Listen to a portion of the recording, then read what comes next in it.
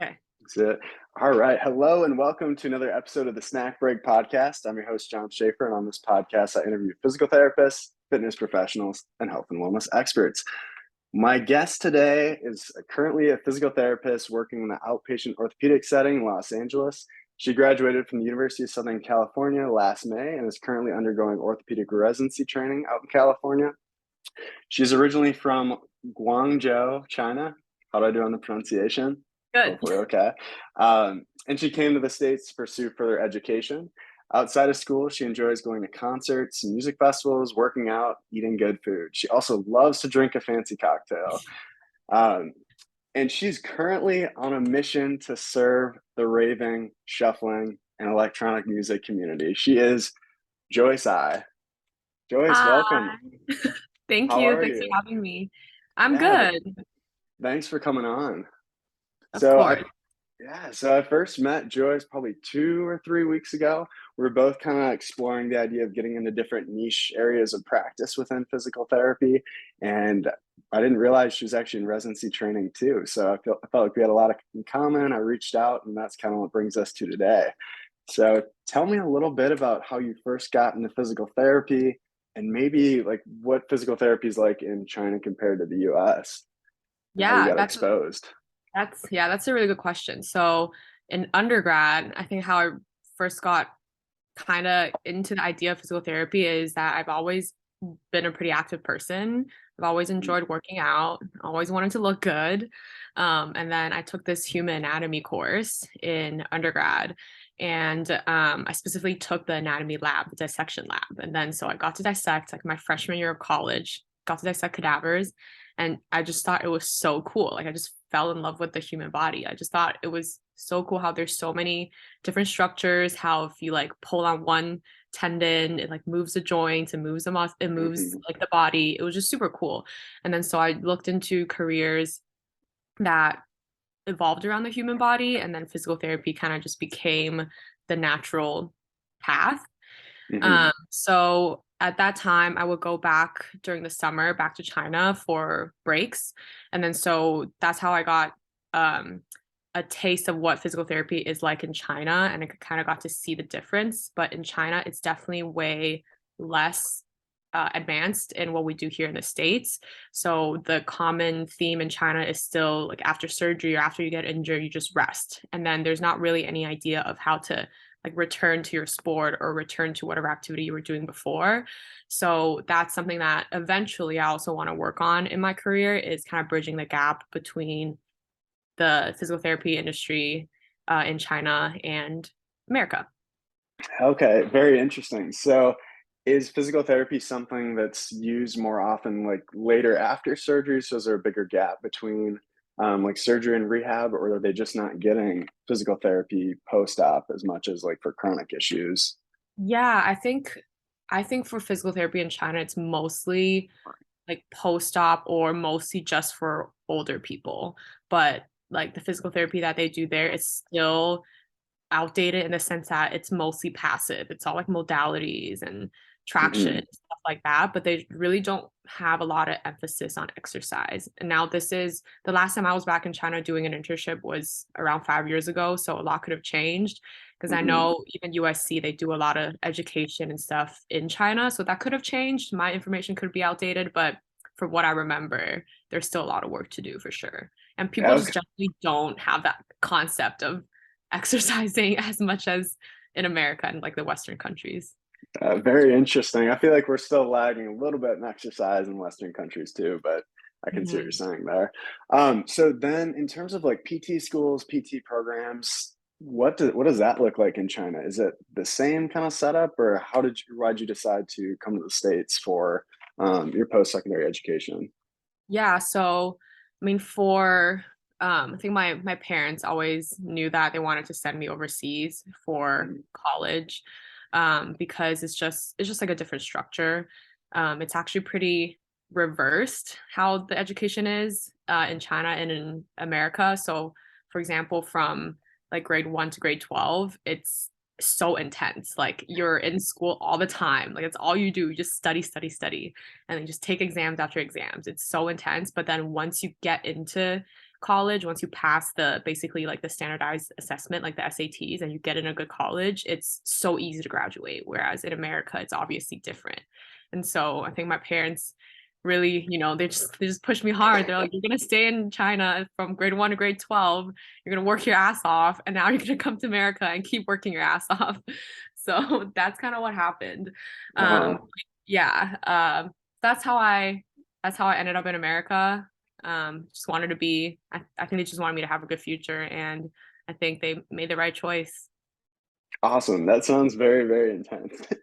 um, so then is that kind of what pushed you to continue on with residency training? Obviously, residency training is something that's still fairly new within the field of PT. I know that when I was in PT school, I got some exposure, but most of my knowledge about residency training kind of just came from my own research and reaching out to different people. It wasn't necessarily pushed very aggressively. Yeah, well, I think the reason why I want to do residency, I think first of all, is that USC itself, they really push for you to do residency because our school does offer one.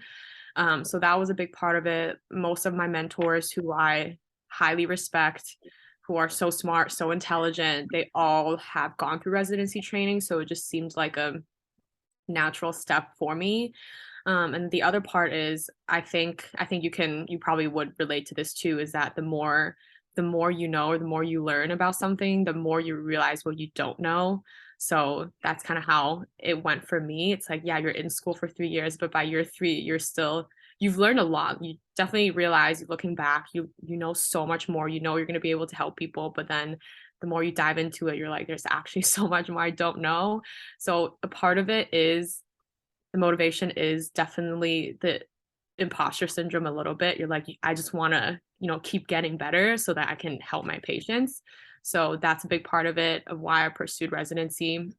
I also just feel like, I feel like if there's more education out there to be done, then I should be doing it, or else I would can be doing my patients and clients a disservice.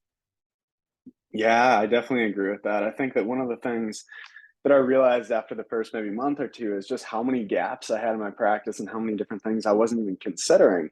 I mean, you come out of PT school, um, and you've seen a lot of information, you've learned a lot of information, some of it stuck, maybe some of it hasn't.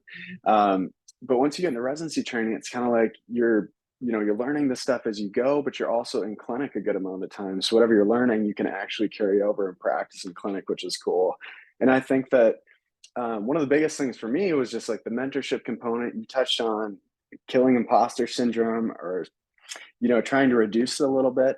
And I think one of the things that I've realized over the last maybe I think I've been in the program for 4 or 5 months now, but just how little I believed in myself, even during like clinical rotations and studying for boards and things like that, and just being surrounded by like a supportive group of mentors who are pushing you and allowing you to recognize that, like, hey, you do actually know a lot. So I think my biggest takeaway so far is just my overall confidence level.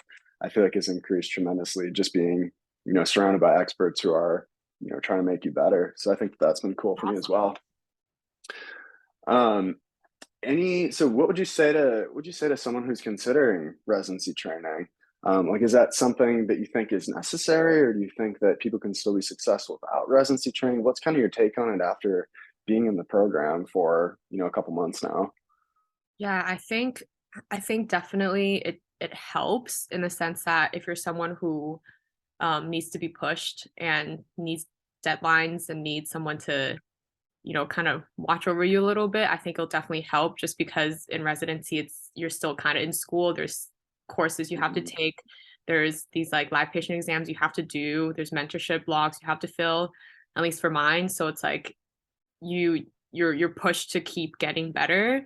But I also think in residency you can also be complacent too. So it just really depends Mhm. on how much effort you put into it. Because I can easily see how someone they could be in residency but still put in minimal effort. And so at that point, how much better are you really getting? Whereas someone who doesn't do residency, if they're really self-motivated, I think Mhm. they'll still definitely be able to be a really good clinician, but they just may not have as much mentorship from other clinicians. I think it'll also depend on the clinic too, but I think Yeah. anything is what you kind of make out of it. If you're really motivated and you really want to get better, there are definitely still ways. So yeah, I don't think it's completely like required for you to be a really good clinician, but it definitely helps. Yeah, I would definitely agree with that. Just as we start to get like more and more information available online and things like that, there are a lot of options, and residency training is, I think, fantastic, especially from a mentorship standpoint.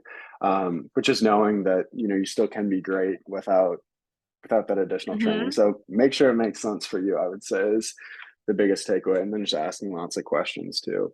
Yeah. Um, so the next thing I want to talk about, this is probably the thing I'm most excited about, is hearing about how you got so interested in the raving scene. Yeah. So When I did it first, go ahead? uh, okay, I first started raving, I think in 2017. I think my first festival was Coachella. And I know like one of the biggest ones. A funny story though, actually. It's like a sidetrack a little bit, but first festival, Coachella, super fun, but like super amazing first day. And then we get back to our car at like 2, 3 a.m., whenever it ends, and someone broke into our car. So Oh we no. got all our stuff stolen. Like I was stupid enough to be like, I'm gonna study during this trip. So I brought my laptop and all my notes, and I just lost everything. And then so my friends and I had to basically like rotate each other's clothes and go to Walmart at like 5 a.m. to get toiletries. So Oh my God. but clearly that didn't impact me enough because I'm still go to festivals all the time. So that just says a lot about how great festivals are. But Yeah, yeah, that's what I was gonna ask, because I feel like if you had an experience like that, that would really deter you from going back. yeah, Um, no, what did you feel? What were you experiencing? What did you love so much about it? yeah. So I think initially I just went because a lot of my friends were raving. So that's just kind of what got me into it. But I think just through all the events I've been through, it's just I don't I don't really know how to explain it, but it's just a different vibe and a different energy at these festivals. Cause if you think about it, it's kind of crazy with concerts too. It's like all these strangers who come from different parts of the world, different, walks of life, and they all gather together for this one like DJ or performer because you just have this common interest of liking their music. And we all know music unites people, and music, that it makes people feel certain ways. And I think for me, that's just like electronic music. It's just something about the beats. I don't know. It Yeah, just I can I can very much relate. I think I didn't really start going to concerts until maybe my sophomore year of college, but since then I think I've been to like 60 or 70 different shows. And after I went to, I think my first true, not even really electronic. So my first show I went to was Odessa. So that's like oh, electronic but a little bit more indie. And after that, like I don't know what happened, but I was just like addicted. I was hooked. The light show was incredible. I felt like I experienced such a wide range of emotions during the show. And I'm not gonna lie, by the end of it, I think maybe two-thirds through the through the concert, there were tears going down my face of joy because I was so incredibly happy. Went with some of my friends, and I just felt like, kind of like you said, everyone was brought together. It was an experience where everyone has this common interest, and you're just getting away for a little bit to enjoy the music. Um, so since then, I've been to a couple different festivals. I think, let's see, I haven't necessarily raved, so to speak. mm. The longest show I've been to was I guess a 12-hour festival in Spain. Um, What is it called? it's called Don't Let Daddy Know. Oh, interesting. Oh, Yeah, it was heard like about that one. headlined by Tiesto and Don Diablo. Ah, okay.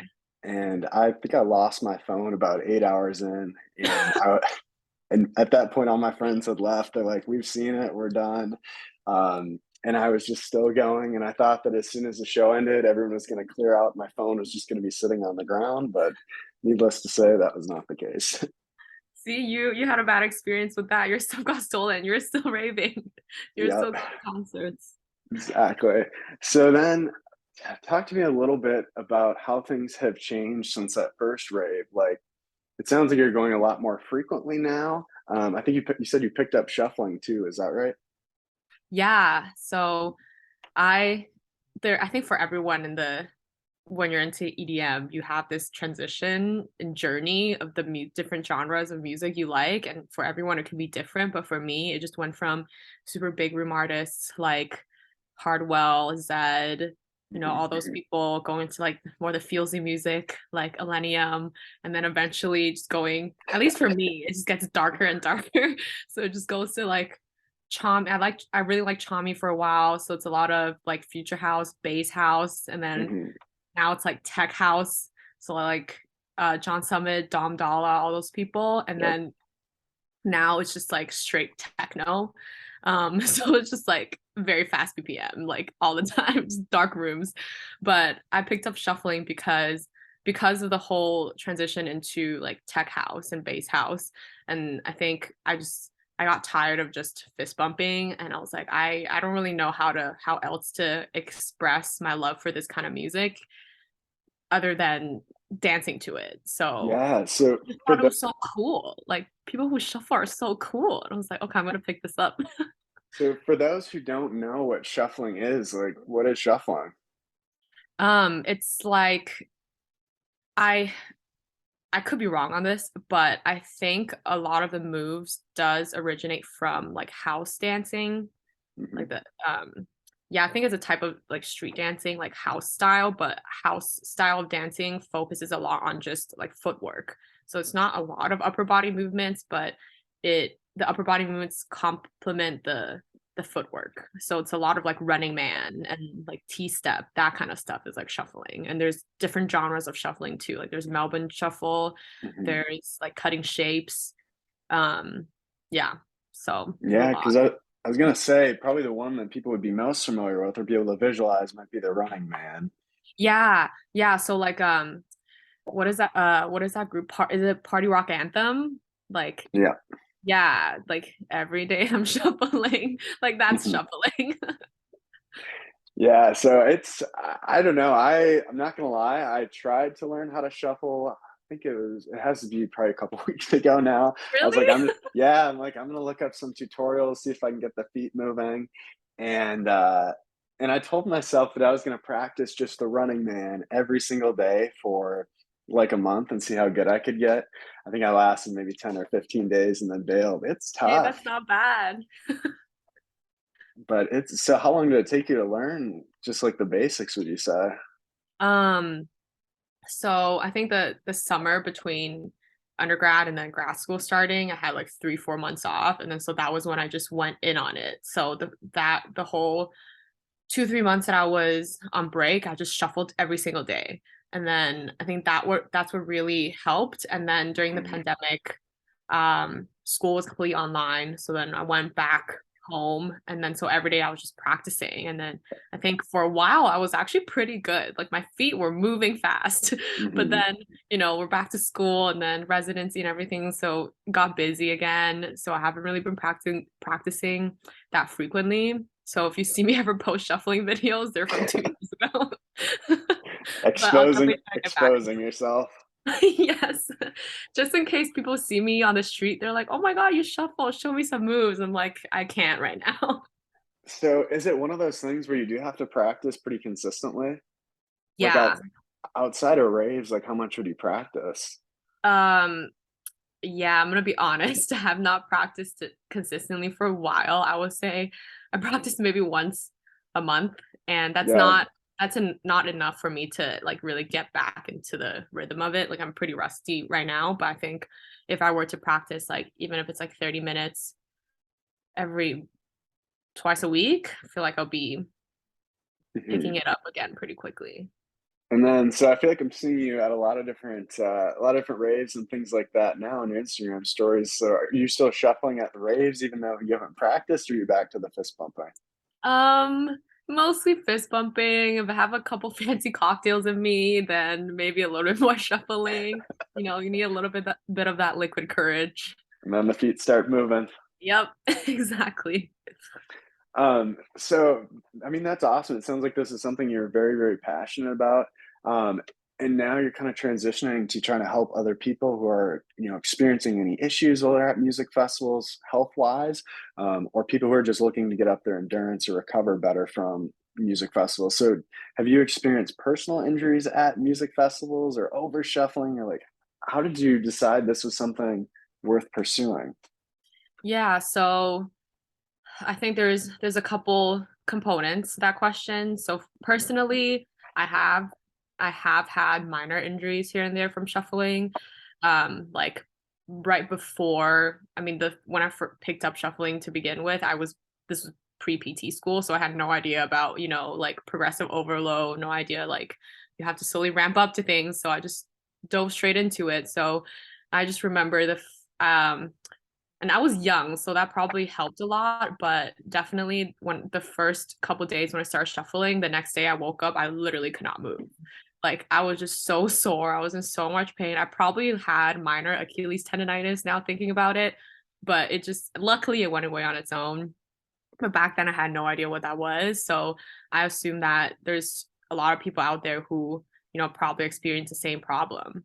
And then the other component is like we're also getting older. I see a lot of my friends around me who used to rave who kind of stopped going, and then they kind of just say, oh, we're getting old, we don't have enough stamina, which I understand. As we get old, our bodies they're not as conditioned, they're not as healthy and resilient as before. That's just a natural process of aging. But considering that most of the population already under exercise. Like we're getting more and more sedentary, and people don't realize that raving is actually such a demanding sport, sport and like exercise. Like for example, I was looking back the other day and I was tracking my steps, and I think generally day to day I walk anywhere from 4,000 to 5,000 steps, and we have like pretty physically active jobs and we run around the clinic all day. And then I go to a festival and then I'm at like 30,000 steps, 35,000 steps, and that's 7 8 more times than what I usually do. And I'm active, and after those festivals my legs still get sore, my back also still gets sore.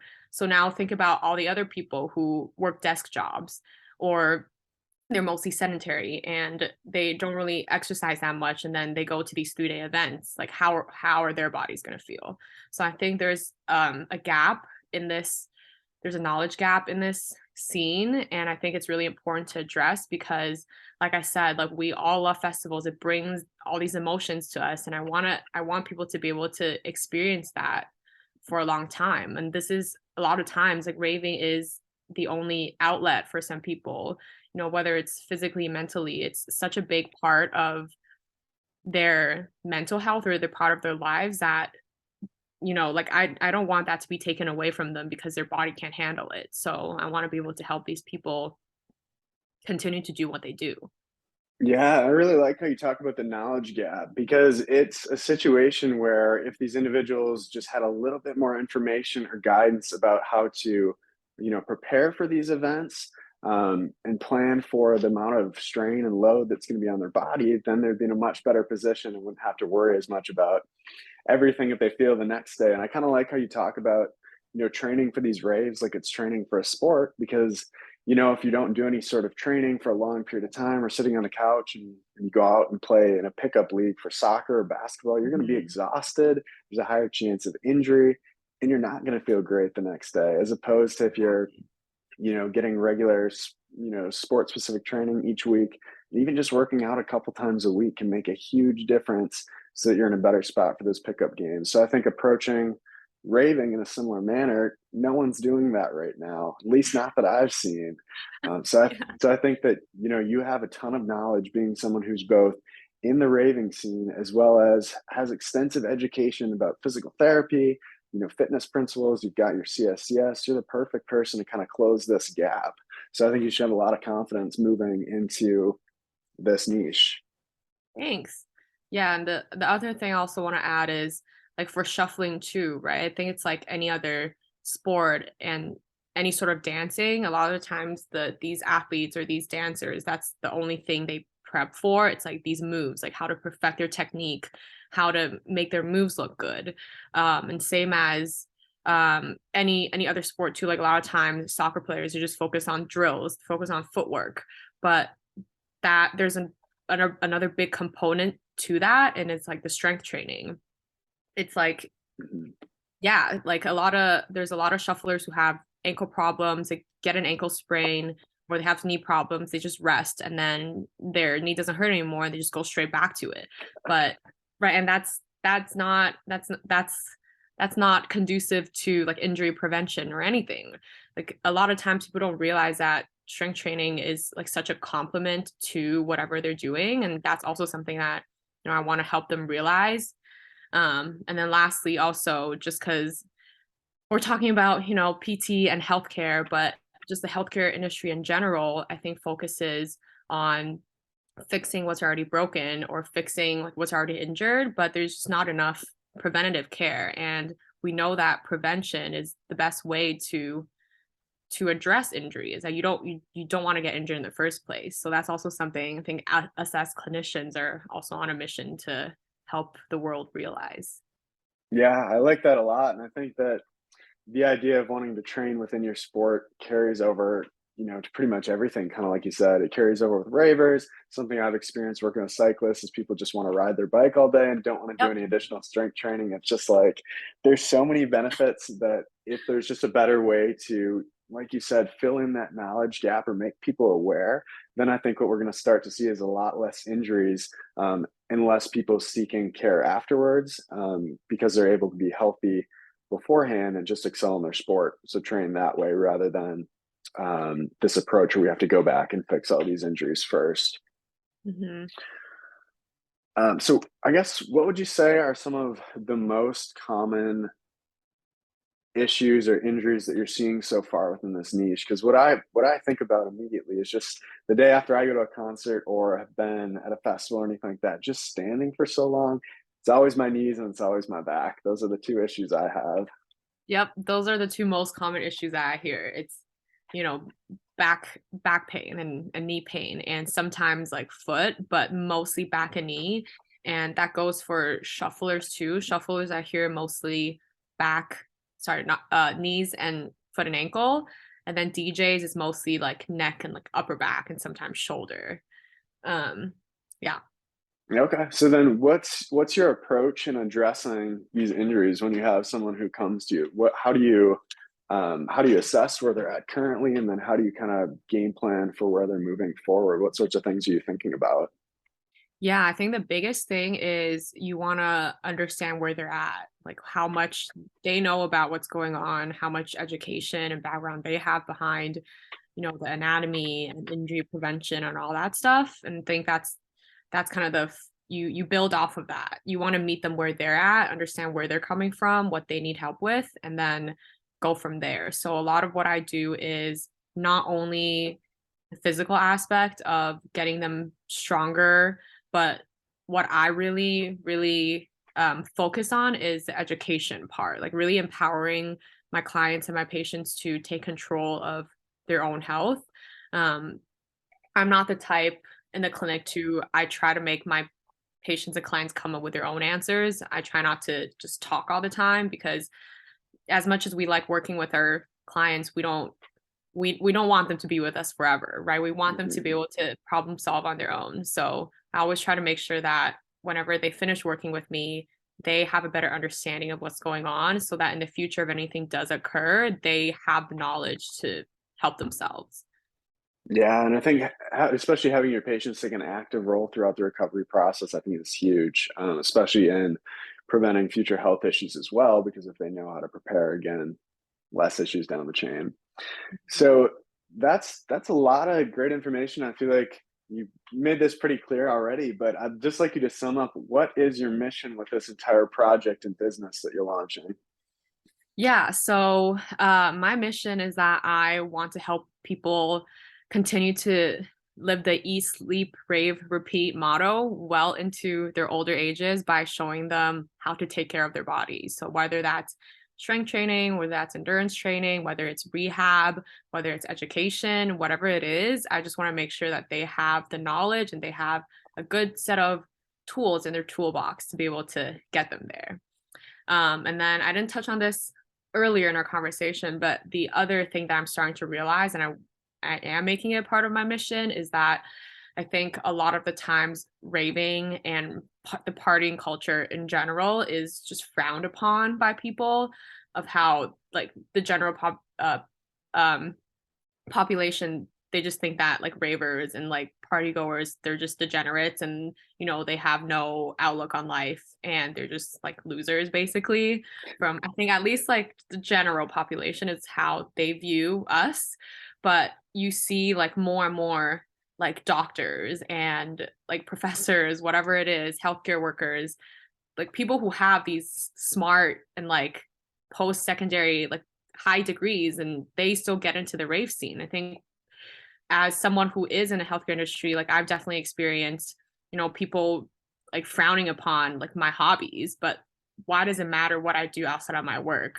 No, I don't think it should matter what we decide to do to de-stress and to decompress. It's irrelevant to how well we can do our jobs. And so I've been getting a lot of that in like my DMs too, like people saying that like I love what you're doing, because it's like I just love seeing healthcare workers being represented in this field, because yeah, like why should it matter, so that's kind of, I made that a part of my mission too, is just to increase the representation of healthcare workers in this scene, because again, like we should be able to have fun and still be really good clinicians, and that those two things aren't mutually exclusive. Yeah, I like that a lot.